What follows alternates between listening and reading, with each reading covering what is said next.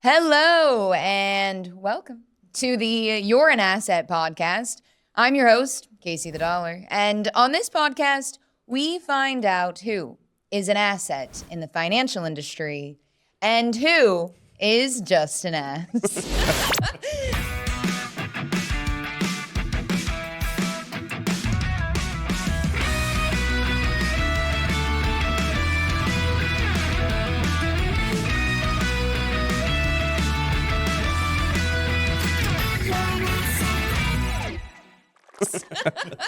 Thanks so much for joining me, everybody. Our set looks a little bit different today. I got all of my favorite people here at the podcast studio.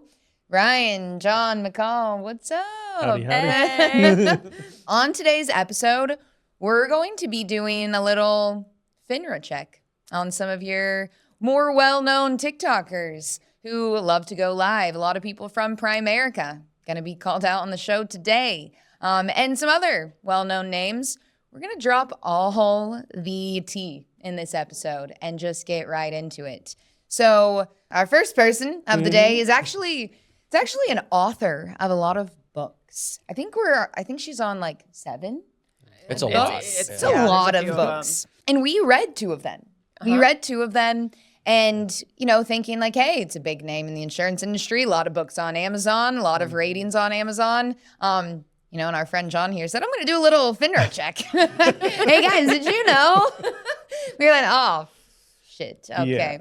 Yeah. And this person is none other than Kim Butler. What do you got to say about Kim Butler, John? Well known, ironically enough, for writing books titled Busting XYZ Lies. So busting the retirement lies, busting life insurance lies, which it sounds like, Kim, you're lying a little bit yourself over here. So, just doing a quick search on this, let's be honest. There's 5 disclosures on her BrokerCheck. She is actually no longer registered as a broker or investment advisor.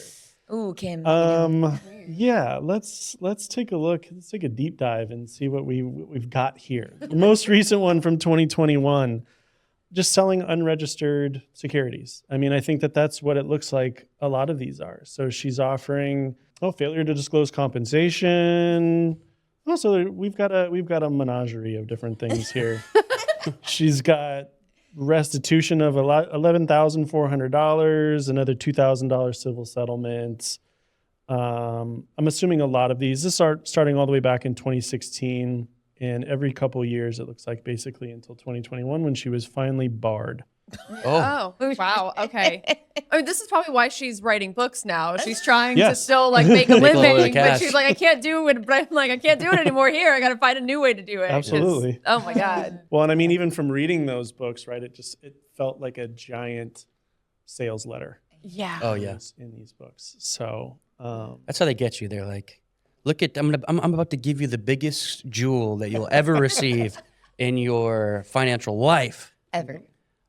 But you have to sign up at mywealth.com. Yeah. Come to my website. Yeah. Only I can do this for you. Find my calculators and my team. 5 quick and easy steps to get yourself barred from FINRA. Yeah. For anybody who doesn't know, maybe we skipped over this part. Like, what is FINRA?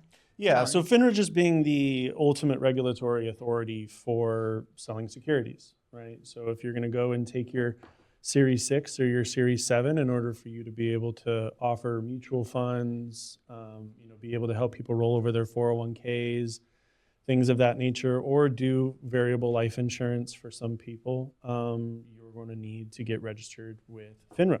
And the fortunate part about that is obviously it gives you access to pretty much sell any financial services product as long as you're Series 7 licensed. But the downside to that is everything becomes public. Mm-hmm. So and we're going to get into this, whether you're, into petty theft or substance abuse or whatever, it's all public record at that point. So, tread carefully. If you're talk about a cliffhanger, petty theft. How could that be? Put some suspenseful music in there. Exactly. Well, and it means you have a fiduciary responsibility over your clients, right? So it's not just because someone becomes fiduciary does not mean But They're they are infallible. now angels in No. the financial services department. They can't steal cigarettes from the store at the gas station. Which is, one of my favorite, because anytime any of us go online, or they're always like, do you have your securities license? I'm like, Are you a fiduciary? if I was, I wouldn't legally be allowed to be on here. Like, Yeah. there's a lot of things that go to it. Well, just because you're a fiduciary, it's like this imaginary title doesn't mean that now I'm never going to harm anyone ever again. Yeah. Right. Like, Probably quite the morals opposite. are Yeah. in check now. I'm a minister now. Yeah, because they have, what is it? They have a legal obligation, or what is it? What's Yeah. like they have a legal Yeah, it's an obligation to obligation. put their clients' needs in, as the first priority. And Yeah. clearly, guys, you're gonna learn they're not actually No, doing that. that's It not how this doesn't works at mean all. anything. Like, an obligation doesn't take away from human nature to be greedy or selfish or anything. So Right. having one doesn't mean all of a sudden now I'm a better person. And if I don't have one, like, I can still screw people over. Yeah. Like, you're either a good person or you're not. Yeah. Right. Well, and yeah, and I mean, I honestly feel like if it does anything, it might give people this veil of authority, and especially when you get to tag a little CFP designation after your name, you feel holier than thou. Which look, the CFP test is hard, but like whatever, you know what I mean? So You're not a doctor. And Get even real. doctors sometimes fuck up. Like, yeah, it same just, thing. like, You're not infallible when you get to these positions. doesn't mean much. Yeah. And I mean, on that note, these three little, letters on people's handles on social media, you get a lot of CPAs having their, CPA on their TikTok handle. It's part of their name. LinkedIn. LinkedIn, They everything. love it there. CPAs, CFPs, you name it. Yeah, TMB, TAF. OPP. Does that sound familiar? TMB, TAF? TMB. Yeah. TMB. Yeah. What about Because- IDGAF? Well, because somebody who has found a little bit of, their little 15 minutes of fame, his name on TikTok is, the IUL exposer, or the money myth exposer, excuse me. He's changed it so many times. But he's added some little acronyms, TMB and TAF. If you guys don't know what TMB means, it's trust me, bro. Oh, Oh. nice. Okay. That and TAF means trust a felon.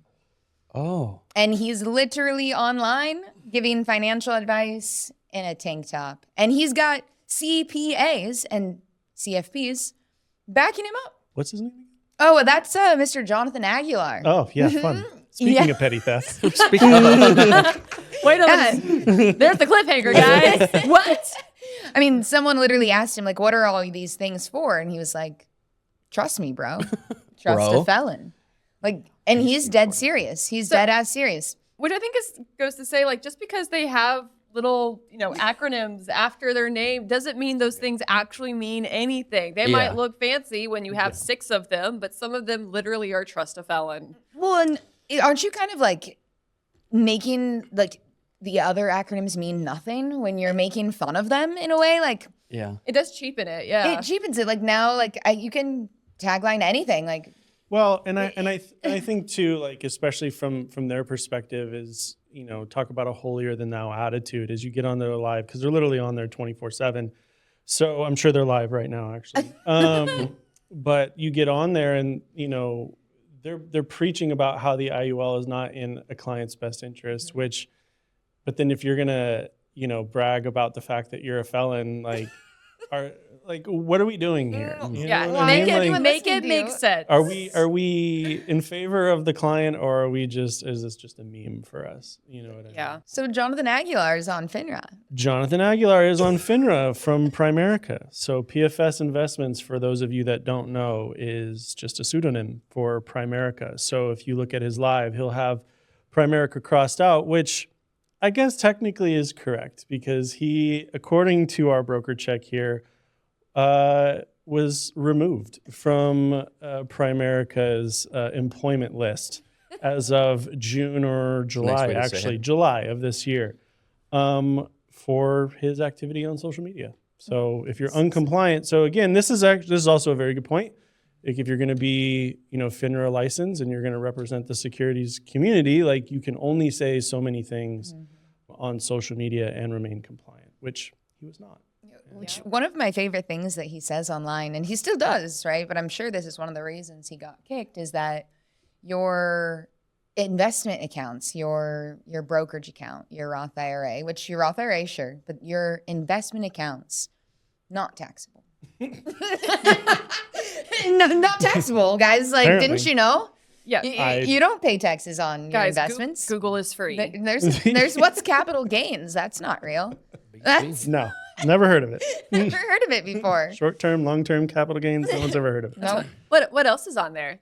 Well, so let me correct the record here really quick, as I'm getting my Primerica agents mixed up. So Jonathan wasn't the one accused of petty theft, so scratch that from the record. He was accused Not of scratching. possession of a controlled substance. So not much better, but So you then, know, wait, so then we still have our petty theft cliffhanger. All right. we do. Yeah, still cliffhanger, still foreshadowing. Who could that possibly be? But no, yeah. So, and again, I think this goes to say is, if you're going to get licensed, any and everything that you do goes onto this record. So if you're Post gonna- licensing? Post-licensing. Okay. So if you're going to commit crimes, commit them before you get licensed. Okay. So that way no one knows, and we'll be fine.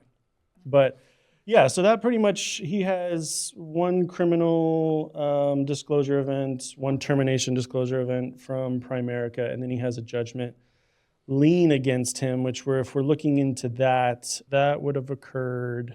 Ooh, he's got such a long record here. The swiping is just Yeah. Filed with the court January 2018 in the amount of $10,555.80. So that probably had to sting a little bit. No wonder he's on lives.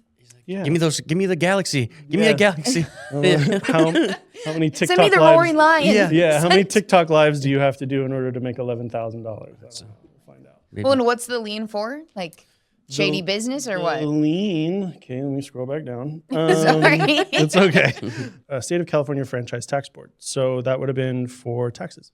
Oh, like he A didn't tax pay lien. them? Yeah, he didn't pay them. Nice. Maybe that's why he hates IULs, is just anything to do with taxes. He's like, nope, we're not saving money on taxes, which would have served him. You would Guys, we think don't pay that taxes. if someone, you would think that someone who hasn't paid taxes, to know that there's a vehicle out there that would allow for a tax-free something, you would would be think like- that would The be irony. something that they would be like excited about or want to talk about. I actually heard him explain that he is glad that he got that lien because he made a shit ton of money and didn't know what to do with it because he's been poor all of his life. Yeah, that's not how taxes work. Yeah, he was just like, no, I'm really glad that I got that because it taught me a lot of lessons and I've never seen that much money before and I was just spending money on everything.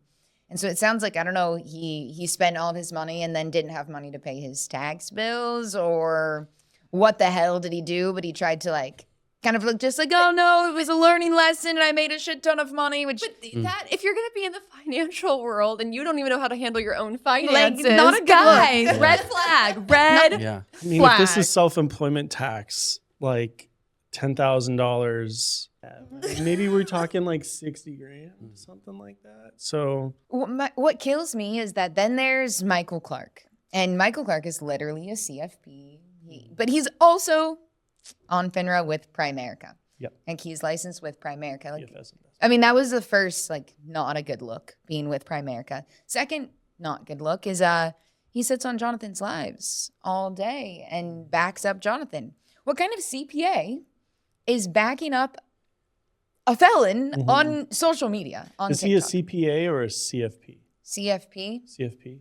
Well, I mean, already do those acronyms mean anything at all at this point? I mean, not Got if, TAF, trust a felon, like not if Yeah. your entire business is just a meme, then it doesn't mean anything. right. So, I mean, that just goes to show you that just because you have a bachelor's degree and you can get a CFP does not mean that you know what you're talking about. Oh, and this is the guy that's the one that has come on your TikTok and said you were telling the truths and myths about IULs, and he was like, this is a whole lot of crap. Oh, And you're I like, remember that. that guy. Yeah, and then someone else came on and was like, no, she's right. she just said yes, what people say about IULs in this regard is true.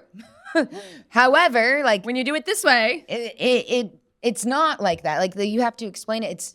There's more depth to the cash value life insurance world than just it works like this or it doesn't work like this. Yeah, I literally told him to make a video pointing out everything I did wrong. You know what has yet to happen, guys? He hasn't made a video. Yeah. Jonathan has told me that he's going to get me good on social media since like May. I mean, he told me he was going to spend thousands of dollars to make the video blow up. And that, you know, he was just waiting for a good time.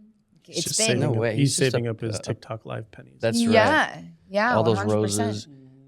I mean, you called me one time and told me about some of the disgusting things that he said about you on live in front of a bunch of people. Yeah, he's a grifter.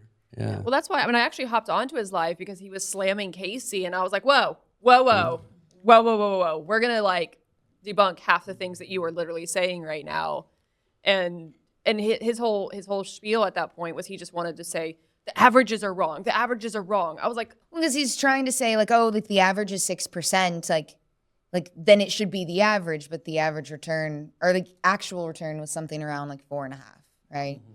Because it's not including fees. Like the 6%, it's 6% after or before cost of insurance. which Okay. we will tell people the cost of insurance is 1 to 2%. Yeah. I mean, and what does the stock market perform? Like you can get an 8% in the market before taxes. But no one wants to taxes and take that into consideration. I But think this is a good opportunity for a good point about investments. 95% of the way that people invest is through their retirement account. Yeah. Right. So through their 401k for the most part. You can actually, I think Vanguard and Fidelity both release a study every single year about the average return in all of their held 401k accounts on a year-over-year basis. The average return in those accounts, because we'll talk about target date funds, I suppose, in a little bit about the fees that are associated with those, is about 4.5 to 4 to 5%. So when we're sitting on these lives and we're talking about invest your money, invest your money, invest your money, really the way that people know how to invest their money is the way that they've been doing it, which is through their 401k, and they're getting abysmal returns or similar returns to what, net of fees that you're going to get in an IUL policy on average, right?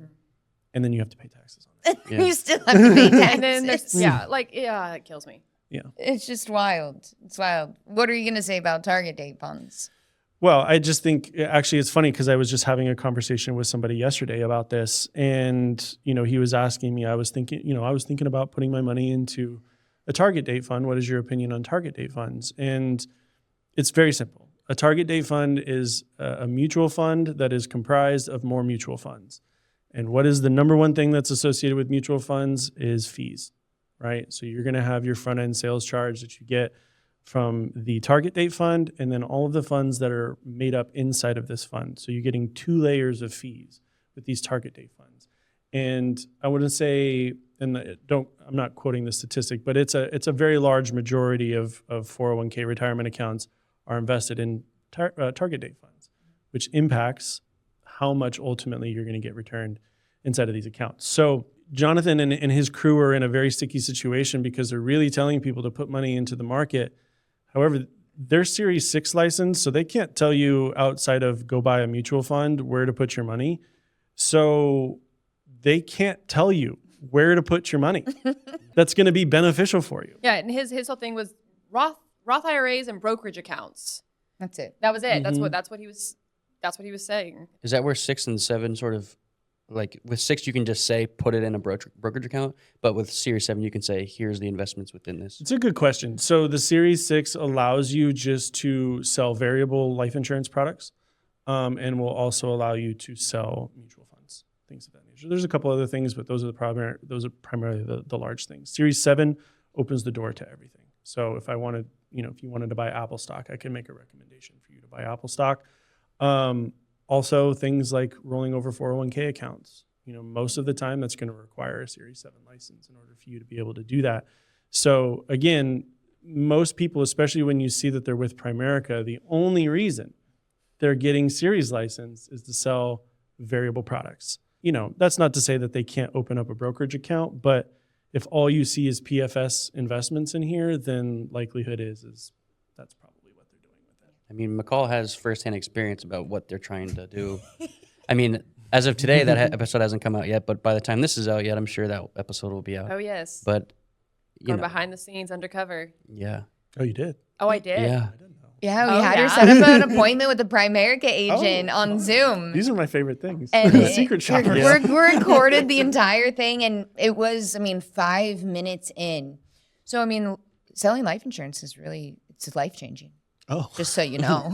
You should. I think out of the whole 40 minutes, I talked to him. Solid 35 of that was recruiting. The remaining 15 or so was purely like the information, and I had to pull and dig to get him to answer any of my questions. Like Your or to, 401k is it's like a bank account. Like you can take it out. McCall's all, you can? And he's all, well, oh, actually, no. Like your mutual funds account, like your brokerage account, that's like a bank. It is? Like, and he's all, yeah, you can just take it out anytime. Can I? Like I was like, really? This is the conversation. It was painful. It was It's bad. painful. these are the people that we're trusting with our life savings, Yeah. by the way. Yeah. Just because they're loud doesn't mean they're right. Right. No? And they're like, we're for middle America. IULs aren't for people who are just middle America, middle class Yeah. people. And that's why they're so hard pressed against people who sell IULs, because like, this isn't for you, blah, blah, blah. But then you have people who are trying to put all of their money where it's supposed to go into something that's going to benefit them long term, but don't know what the heck's going on. Yeah. And he was like, actually, my wife does the investments. I do the insurance. So what the hell are you even talking for? Yeah, it was. Why are you here? Get your wife on the horn.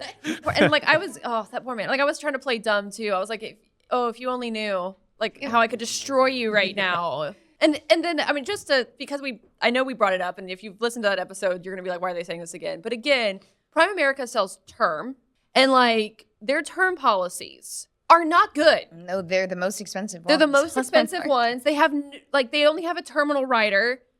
Like if you wanted to get life insurance, that's still not where you should go. Yeah. It's painful. They make their money by recruiting. To have access to Primerica, like as an agent, I keep seeing all of these. I pay $64 the day I was hired to get access to sell Primerica products. It costs money every month, $25 a month to be a Primerica agent. You have to pay for your licensing up front, even though they'll tell you there's a $99 fee and then $25 to begin courses to become an agent. Like they're making money off of the recruiting side. That's how they make money. And then they're doing, when you get started as a Primerica agent, you're at a 25% commission level. That's There's a chart that was on the website of the things that he was showing you, and there's this big graph of like what you can start selling day one. It was like affiliate marketing for Rocket Money or something, Yeah. And then and then the second tier was like, okay, you get life insurance license and you can sell life insurance products, and then the first entry into that is just like essentially affiliate marketing. yeah. Which makes sense because Motley Broker, when we first look at her link tree, it was full of all of these affiliate things that you could do. So That's why I hate even being in the same conversation as Primerica, right? Because like Yeah. it's just, and unfortunately, just being in the life insurance world, they have such, again, it's like the vocal minority. They have such a loud group of advisors, I would call them, that are out there, that it kind of soils the name, the life insurance industry for everybody else. So I am, we were talking about this earlier, but I am really hoping that at a certain point that this fad, especially the rage baiting online, passes. Well, with accounts getting banned now, Yeah. you would that's what think that we're Motley on Broker, Yeah. Brian just mentioned. We're on the right track. Account banned. Motley Broker got banned. The Motley Broker got her account banned at 80,000 followers. Wow. Yeah. Talking shit. Talking shit. Yeah. The wrong kind of there's a couple of them. Lady Boss CEO, that older woman. Yeah, she's account out. banned. You can't even access her link tree anymore. It's gone. Yeah. So, nothing's there. so here's the thing, guys. More often than not, people who are attacking us and labeling us as liars and misinformation, they're the ones that are actually getting in trouble for lying and misinformation. So Yeah, I know that works. It's like my account's in good standing. Yeah, I was going to say, Chrissy, Same. I how was many like- times has your account been banned? I was like, Literally. I was like, so again, it's the finger pointing, right? When you point a finger, there's like four pointing back at Yeah. you. It's like just pay When I attention. actually found out that that's not the Motley Broker's first account that got banned. Oh. Yeah, she had another account. plot that thickens. got- Say the tea runs now deep. her Yeah. other account. How the turns table. Well, and so you were saying like this affiliate marketing kind of like process that they have, right? John probably experienced this. You two did not experience this, but you did one time through one of the companies. I made the cut. So a lot of new agents, they get told, hey, you know what? Can you give me a list of 10 names, right? From your warm market, which is like your friends and family, people that would be good to work in this industry or people that, might need your services, Sounds whatever. like Cutco. And so I have on the Better Business Bureau complaints about Primerica. And just in August, someone says, I had an interview with this company. They blatantly lied and asked me for a list of references. They're saying, hey, like, give us some references so that we know if you're a good fit for this job. They gave me the impression this was to call about my work ethic. Then after the interview, spammed my references with job offers and sales offerings, then proceeded to continue calling my references and myself, purposely misinformed me to get a list of references from me to spam them all with calls. Good. That first batch of 10 we couldn't get a hold of. Can we get in some? But to say like, hey, like McCall, like I really want to hire you, give me some references, and then you're just like, hey, so this is McCall's mom. Hey, mom, so what kind of money you got in the bank? Yeah, Like, no, like that's like what? Do you want a Gosh, job? it's so Do you want a bad. job? Like, do you and want to again- work over here? And so, and I want to point out, because this is one of the things, like the reason we have this podcast, the reason we go on social media, right, is because we want people to understand how these products work and how they can be beneficial to them. And we're trying to be different. We're trying to change the industry and come at it from a very educational space. But when you have this many people who are just commission hungry, recruiting hungry, just trying to make a quick, easy buck off of the people closest to them, like, it is disgusting. And I understand why people really dislike life insurance agents. I feel like we've become the vacuum salesman of the 21st century. Like, Hoover. it's no one like it's not good. And so when you have this like little group who's like, we're trying to do it different because the value is there, Yeah. but it's been so cheapened by these people and these recruiting strategies and just lack of product knowledge. And it's painful to be on this side going, we're not like them, I promise. It's so bad. It hurts. Because they made the barrier of entry so low. Like, it's really They not. really did. I took a long time to get my license, but it was just because I took a long time, not because I'm dumb. Okay. And not because you're dumb. I But did it in a month. Yeah. So. Okay, so yeah, it's possible. I what was done was paying for the course 6 times, but But, like, it's not hard to get it. yeah, and so you No. you can just get anybody in the insurance industry, and then they're sort of just letting them out to sell. Yeah. Make me Yeah. some goddamn money. Yeah, And you that's- know, they turn you loose like a literal wild animal, and they're like, hopefully you domesticate yourself somewhere along the way. Yeah. Like, that's truthfully, like, I mean, if you have bad intentions coming into the industry, there's no regulation for you up front. Like, you will eventually get caught, but it's going to take years blood money. for you to get caught, right? And I think that's like, and I've talked about this before, coming from a world where I didn't mess with IULs at all to this, and it's just like, I cannot believe they just let anyone sell this, Yeah. because There should be some kind of investment type. Yeah. It's not an investment, right? Obviously, we know that, but like, you have to have an investment license to sell VULs. Imagine it's a VUL with a 0% floor, but everything else is the same. You're still choosing options. You're still diversifying money. Right. You're still talking about participation rates and caps and spreads. Well, I know, like, one of the carriers that we work with did make us do a separate thing to get IUL certified. And, Yeah. it was this one little, Yeah. it was one little thing. They were like, hey, we just want to make sure that you kind of have a decent understanding. But like, of the you could take product. it over and over again until you got it all right. I You know what I mean? Yeah. Like, It's like they were at least trying to to do put something. on there, which is more than I could say for other things. That's true. But Yeah. No, it's funny because like I had a policy review a couple months back, and I think I told you about this, but I think it was someone just trying to do some research, Oh, right? yeah. She had her license herself, and she was like, hey, I'm new to this. I just wrote this policy on myself. I want you to look at it and give me some feedback. And, I went through the same process I go through with everybody. I didn't want to treat her any different just because she had her license. And so we were sitting there talking about like how the mechanics of the IUL works and, what the insurance company does with the money. And she's like, oh, what? I had no idea. What? And I'm like, and you're really gonna like sell this to other people? I'm like, God help you. It's- God help No, you and I've the had- clients that you serve. Yeah. I've had a Literally. policy review that was very similar where he made his own policy. No one in his organization would help him. He was like, so he called us, was like, can you just like look at what I did? And I did, looked over it, and he's like, can you teach me? And I was like, no.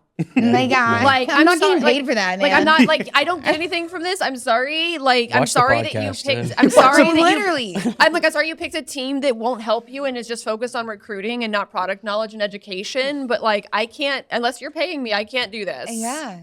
I was telling someone recently because these emails have come in, like, and not to like, you know, like put myself down, but like I'm just a TikTok girl, right? Like this is how all of this happened. Yep. Like, and I talk about insurance, and I have gotten emails, no joke, from professionals. Not that I'm not a professional, but like I'm the TikTok girl, and a professional is coming to me and saying, "Hey, Casey, love your content. Love the way you're educating people.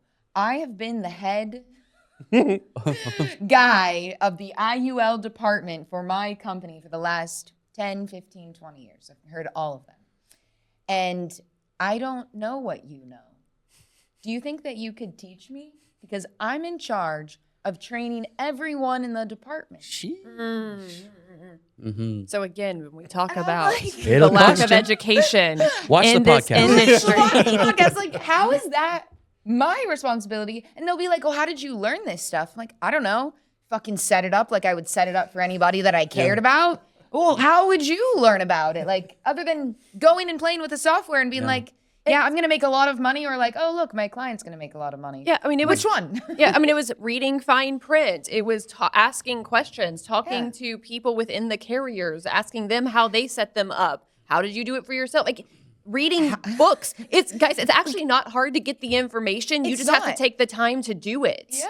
Like, you can go take the software, run it one way, change a button, run it again.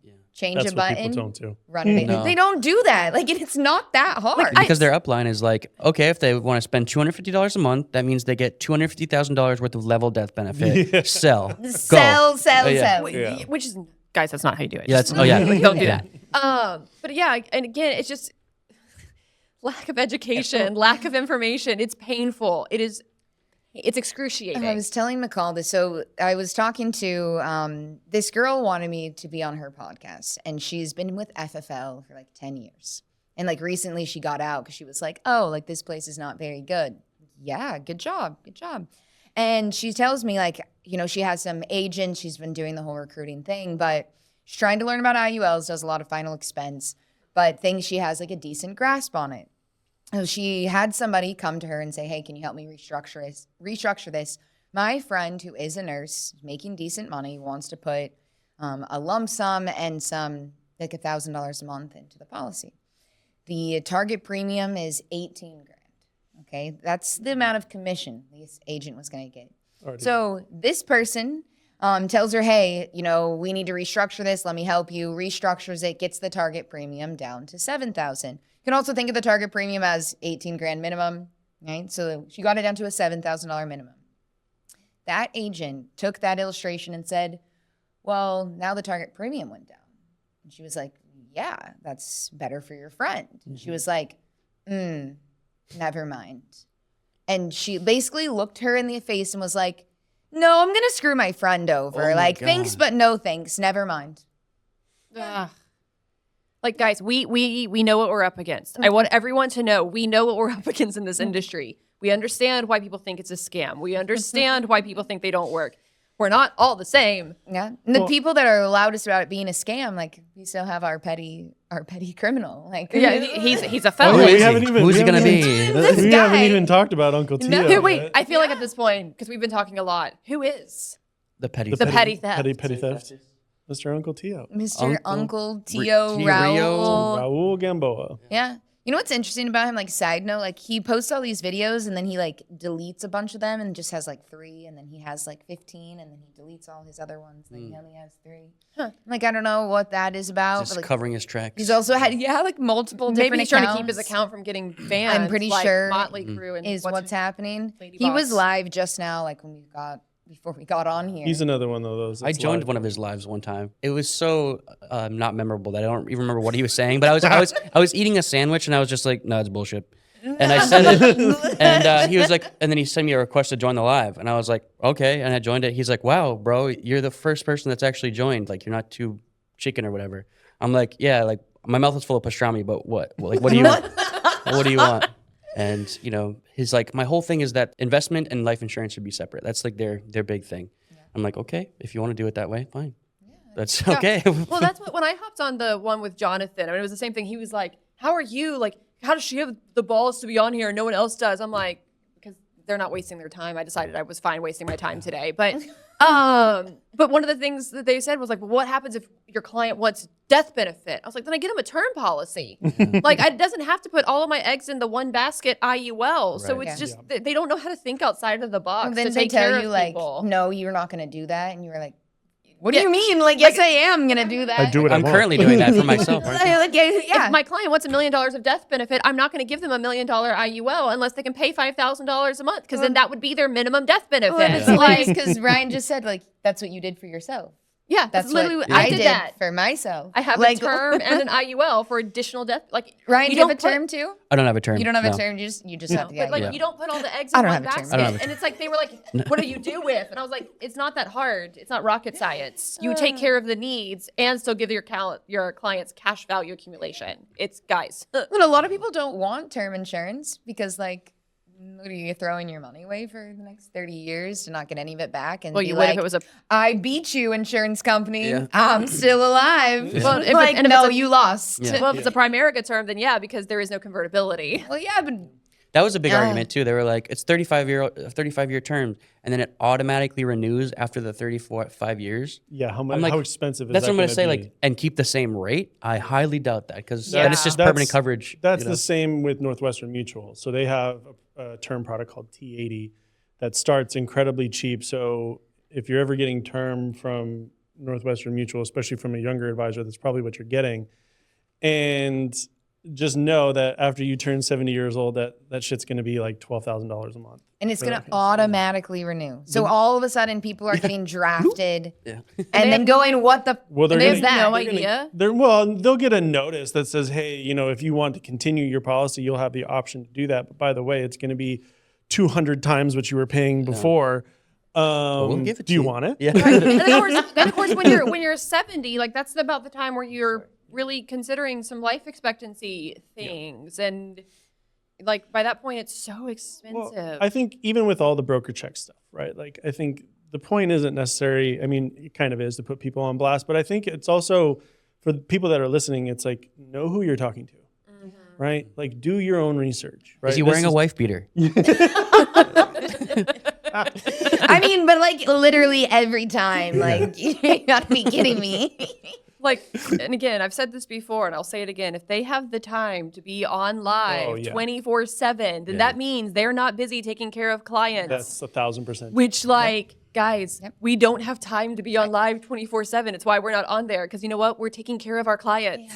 Like, I haven't posted it's- like 6 months. Yeah, well, people, I'll I don't get even on live have and a they're TikTok like, account. I don't even And then have Casey one. and I are like, crap, we got to do something. We Do haven't been something. on in a while because Well, we and don't have Carry the time. team. Yeah. I got agents asking me like, "Oh, Casey, when do you do your daily lives?" And I was like, "I don't do daily lives." And they're like, "Why not?" I'm like, "I'm too fucking busy." fuck has Like, time for that? what do you mean? Oh, my daily lives? I was like, I've been on like twice this whole month because literally only to be on the right side of this conversation that's happening when I'm not here. It seems like literally every time I open TikTok, I see, you know, Oh, yeah. Uncle Tio or Rio behind the desk, or Jonathan with the wife beater, Yeah. or all of them have the AI generated images He's of on like, live before I even get up in the morning, and I get up at like 7 6. a.m. he's like your wife. it's you open your eyes and it's just Jonathan, it's like he's drinking his coffee. Like, let me at least have my coffee Yeah, first before I. The most depressing thing about it, I feel, is like because I'll listen sometimes and he's saying like, "All right, guys, tap, tap, tap, tap, tap. We got to get those likes up to 12,000 likes. And then I'm going to show you something. Tap, tap, tap, Oh, tap. yeah. Four like, people Playing in the the room game, yeah. at that point. get those fingies going. yeah. Yeah. Like, it's one thing when you're like the girl who's like, oh, yeah. hearts, roses, Yeah. all this stuff. Smells and like, so you're good. making fucking bank. Jonathan, I don't want to hear you tell people to tap, Tap, tap, tap, tap. tap on your fucking screen Yeah. for nothing. Like, you're not getting paid for hearts. But you tap the end live button, okay? And go outside, look at the sun for a little while. Might be good Not for you. directly. Yeah. Well, what kills me too is when they want to be like, oh, I have this IUL, it's supposedly set up correctly, whatever it is. And it's like nationwide, Transamerica, Yeah. fucking like companies that we would never use. Never use. Like, I've never once seen, like, since it's been talked about online, like, never once seen an Allianz illustration. Never once seen a Securian illustration. Unless it's yours. Unless it's mine? Yeah. Oh, unless it's one they used from my video. That's Yeah. what I mean. Like, and then yeah. Well, I was just looking it up today. It's like Jonathan, I think he's got Banner, and then he's got one other no-name company that I've never even heard of. So it's like, you know. I For think- his one state license that's still intact. Well, yeah, he's technically registered, I think, in Illinois, and he's a non-resident. He has a non-resident license in California, which is interesting because then his business address, I think, is out of Texas. So it's like he's all over the place. He's all over the place. Well, and so Uncle Tio, he's our petty theft Yeah, criminal Yep. guy. Yep. But he's somehow still. He's been licensed with Primerica since the 90s. So it was like 1995, I think. And I already closed the computer, but I think it's like 1995, I But think. like doing petty theft doesn't get your license revoked. No, it so should. yeah, really the only thing I think that will trigger an immediate like license revocation if it's like financial crimes. So, which is interesting about the tax lien, but like tax liens can be explained and they can also be paid. But like, Yeah. you know, if he was committing fraud, like even outside of the context of securities, you know, if he was committing fraud and that kind of thing, that would immediately get his. So you can be a criminal and still sell. You absolutely can. Yeah. I don't love that. Yeah. There's a 10-year statute of limitations, I believe, on felonies. So like even when you're, you know, signing your U4 when you sign up with a brokerage firm, it's like it's really just like a 10-year look back.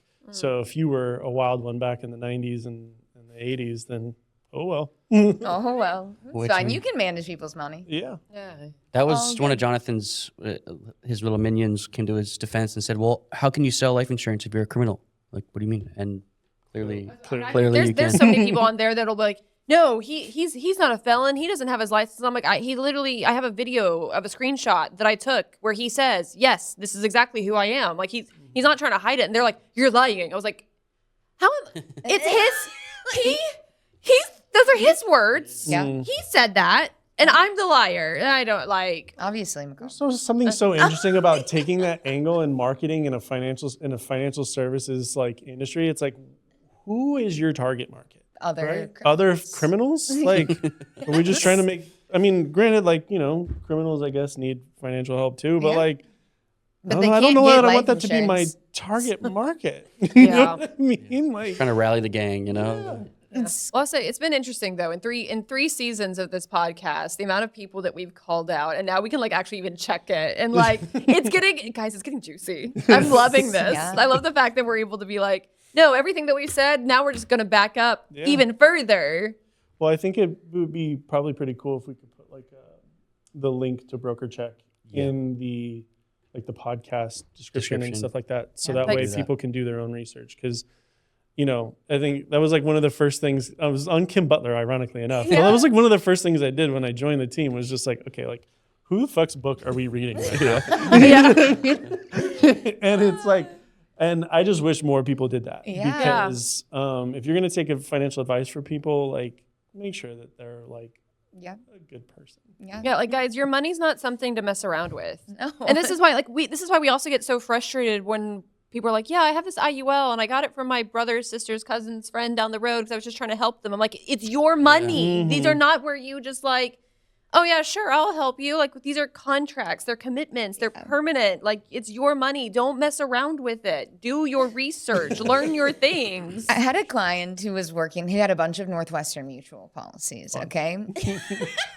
And he was telling me, like, you know, I don't think they're that good. And I kind of had called Northwestern Mutual out. I was like, places I wouldn't get a policy from, like Northwestern Mutual, Transamerica, Oh, yeah, I State remember that Farm, one. whatever. New York Life. This guy came to me and he's all my policies are with Northwestern. And I was like, okay, like, do you like them? Like, he's like, well, you know, the guy who set him up, he's a friend, and like, I just wanted to support his business. And I was like, guys, That's always how it works. okay. Don't do it. like, and I'm like, well, he's like, well, I want to see like what you're talking about and compare it. And so I showed him, you know, and he was like, well, like I feel like it's pretty similar. He was older.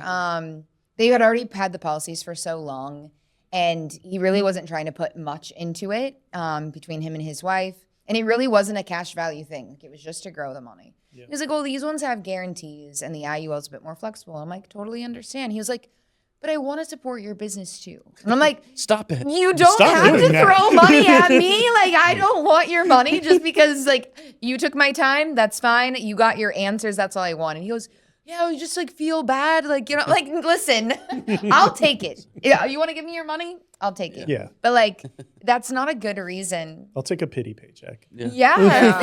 Like, why are people doing this? Well, Most people just don't have money to throw away like that either. Like, no, We're talking about take care of 300 yourself. bucks. It was 300, so 600 between mom and dad, and then 100 on each kid. So we're talking $800 that he's just like, well, you know, I'm trying to support him. Like, it's your money, your future, and not even that. Now it's his kids' financial futures too. Yeah. Well, it's like 90% of the policies I feel like that are written through Northwestern Mutual are like somebody's friend. Yeah. Right? Because that is when you first onboard. It's I don't want to compare it to Prime America, but like it's the same It's concept. more prestigious. It is, right? Well, and to be honest with you, like Northwestern Mutual as a company, like excellent financial ratings, all this kind of stuff, great, right? But like it still feels a little MLM-ish when you first sign up. And this kind of across the board with insurance, you know, captive insurance in general is, you know, the first people that they tell you to call are your friends and your family, right? And so, yeah, of course your friends want to support your brand new business, right? They don't know any better or any worse about Northwestern Mutual or what, that you're only going to last 6 or 7 months before you're like, fuck this shit, I don't want to do this anymore, right? Yeah. And yeah, I think it's like, you know, it's kind of a rite of passage, I think, with all this stuff. So I think people have been conditioned in this space now because it's usually friends and family that are selling you this stuff that like, okay, I just, you know, I'll throw some money at it, and if it helps you, it helps me, kind of thing. And that's not how that works. No. I did not do business with this guy, by the way. Yeah. Just like, Well, that's what, but I do want to keep like your money. going back because again, now we've heard all this like, you know, war market conversation. Casey, have you ever sold anything to your war market? I did set up a policy for the guy who did my tattoos. Yeah, but did he ask you about that? Yeah. Yeah. Okay. Like, cause my mom has a policy. I did. Cause she came to me Myself. after. Yeah, I was like, I but did. like my mom has a policy, but she came to me after a year and said, I see the benefit of what you're doing, and I feel like this could be something beneficial to me. And she said, can I talk to Casey? And then she said, "Can I talk to Casey?" And I was like, "That was for her annuity. That was the end for the annuity. But like, true. but the idea is like, we're not about to attack our friends and family with this. No, like, if I've you never. ask, no, we like, cause if you were working with someone to like hit your friends and family, guys, you want your friends and family to still like you at holidays. Yeah. Yep. Like, I sold to a couple girls from high school or college after years, and them telling me, I've been watching your stuff. And I'm like, cool, like whatever. Yeah. Like I've never reached out to anybody. No, they Even the family that I do talk to, like they were like, nah, we're good. I was like, okay, your loss. But yeah. I mean, I've had like my brothers have asked me about it. They've asked me questions, like, and I'm like, okay, but whenever you're ready, like I know we'll have a deeper conversation. Brian put a policy on his son. Yeah. So I that's his war I market. solicited my son Wow. at 10 months old. I was like, listen, bucko. Listen. It's time for you to start Time earning. to Yeah. go. I mean, I have policies on my kids, but like, you know, they're minors. They didn't have a say in the matter. Like, Yeah.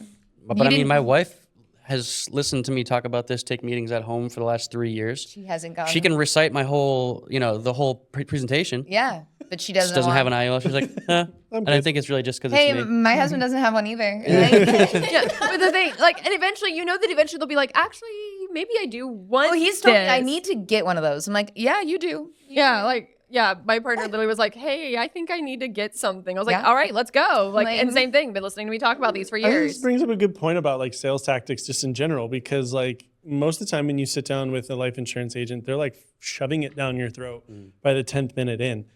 And any meeting that we've ever been in, including war market or otherwise, is just like, do you want it? Cool. If You don't want it? But at least you know you made an informed decision with all the information Yeah. presented to Right. you, Yeah. which is our entire approach. Right.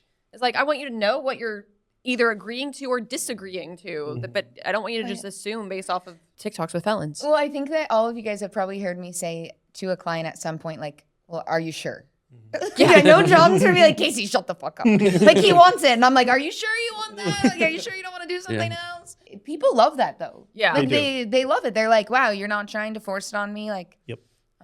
Yeah, it's a much better approach. I know. I literally tell people all the time that, you know, I will have as many meetings with you until you feel comfortable.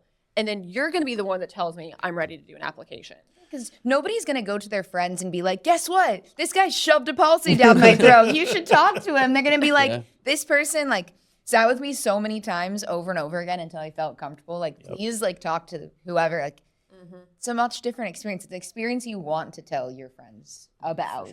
Yep. Instead of, like, because you're also embarrassed. Like, how embarrassing. Like, yeah, this guy just, like, made me sign. And so I did it. And, like, no one's going to talk about that. That's gonna look so. It's gonna reflect poorly on us too. If that's gonna get posted on the internet. No, for sure. Yeah. Yeah. I videotaped the Zoom meeting and videotaped it. Well, What year is it? I will say that, like, for all of the shit that we can talk on, like Uncle Tio and Jonathan, like, I don't want one of my illustrations to end up on one of their lives. So it's like, I make sure that all of my, you know, my T's are crossed and my I's are dotted. And these illustrations, it's like, what was that illustration we were working on the other day? A guy was putting in like $50K a year for his wife, and the target premium, I want to say, came out to like $6,000. Yep. It was just like, oh, I guess it is what it is. But I'm doing the right thing. Yeah, that's the right thing. Like, imagine anybody who it doesn't here suck any less to take less target premium. Trust me. But basically made a sale for $500,000, like over a 10-year period, and you're not going to walk away with even 10%. Yes. Like, anybody in sales would be like, what the fuck are you doing?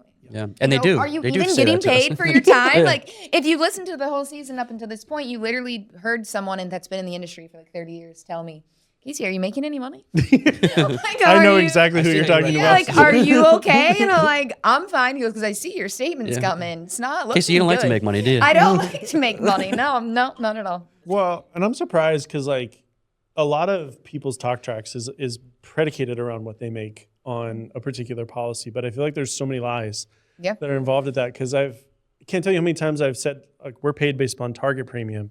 And they're like, what's target premium? I'm like, are you fucking kidding me? What do you mean? Like, you just got took for $12,000 because, like, by the way, like, target premium, if we lower the target premium, that difference goes right into the cash value. Yep. Right? So if it's not going into the cash value into the policy, it's going into your agent's pocket. Yep. Yeah. So you want that target premium? you choose where you want that money to go. Before we get out of here, there's a new 3-letter agency, right? GFI. That's blowing up. Everyone is going to GFI. They've had like 40,000 new agents sign up with them, right? And there's somebody really popular in the industry who has a lot of complaints and bad things said against him, which he has a really great book, though, The Laser Fund by Doug Andrew. Great book. Doug Andrew has done a lot of shady business. We've heard about policies not being set up correctly. Yeah, I've His actually agents reviewed one. don't know what the fuck they're doing. Still a great book. The guy behind it, GFI, Global Financial Impact, is basically WFG 2.0. And Doug Andrew just signed up to work with GFI. Oh. Yeah. Money so Mythbusters. that's Money Mythbuster. They got a picture together. Wow. Yeah. So that's some new news that I'm sure we'll see some disappointed. drama Right. coming out, right? Isn't that And that disappointing? on that Disappointing. drop, Yeah. season 4, We'll be back. have some new insight on GFI. We'll be watching. Oh my gosh. We'll be taking notes. We'll be taking screenshots. That's what we do. Again, That's at what Power we 3 do. Financial, we back up everything that we say with receipts. So in case you guys missed it, this is the last episode of season 3. We'll be back, hopefully quicker than we were between season 2 and season 3. You guys, thanks so much for joining me here. Yeah, It's always been a pleasure. It's been fun. It's been real. It's been real fun. And this has been the You're an Asset podcast. I'm your host, Casey the Dollar. I'll see you guys soon. Thanks so much for listening. Bye. Yeah. I'll see you on Monday.